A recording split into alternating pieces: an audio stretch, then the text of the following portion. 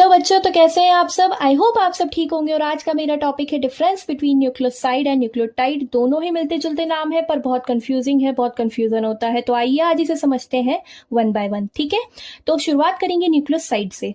जब शुगर के साथ केवल नाइट्रोजनस बेस जुड़ा हुआ होगा तो उस स्ट्रक्चर को बोलते हैं न्यूक्लियोसाइड। पर न्यूक्लियोटाइड क्या होता है? जब शुगर भी हो, नाइट्रोजनस बेस भी हो और फॉस्फेट भी हो तो उस स्ट्रक्चर को बोलेंगे न्यूक्लियोटाइड। जैसे कि ये है, इसमें फॉस्फेट है, शुगर है और बेस है। इस पूरे स्ट्रक्चर को मिला के बोलते हैं हम न्यूक्लियोटाइड।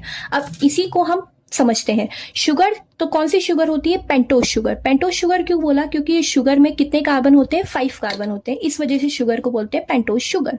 अब ये दो टाइप की होती है, राइबोज और डीऑक्सीराइबोज।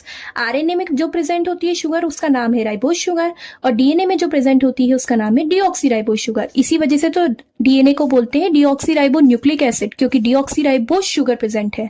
और आरएनए को बोलते हैं राइबो न्यूक्लिक एसिड, क्योंकि उसमें राइबोज शुगर प्रेजेंट है। फिर आई नाइट्रोजनस बेस की बारी। तो नाइट्रोजनस बेस भी दो टाइप के होते हैं, प्यूरिन और पायरिमिडीन। इनको फर्दर डिफरेंशिएट किया है। प्यूरिन में 2 आते हैं नाइट्रोजनस बेस, एडेनिन और ग्वानिन। पायरिमिडीन में 3 आते हैं, साइटोसिन, यूरेसिल और थाइमिन।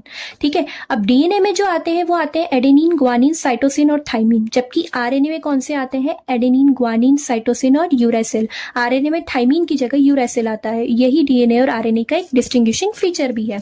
और उसके साथ साथ क्या आता है? Phosphate group. तो न्यूक्लियोसाइड तो केवल शुगर और नाइट्रोजनस बेस से मिलकर बनता है, जबकि न्यूक्लियोटाइड शुगर, नाइट्रोजनस बेस और फॉस्फेट तीनों से मिलकर बनता है। जैसे कि ये डायग्राम में देखिए आप, शुगर के फर्स्ट प्राइम कार्बन से जब बेस जुड़ता है तो उस बॉन्ड को कहते हैं ग्लाइकोसिडिक बॉन्ड।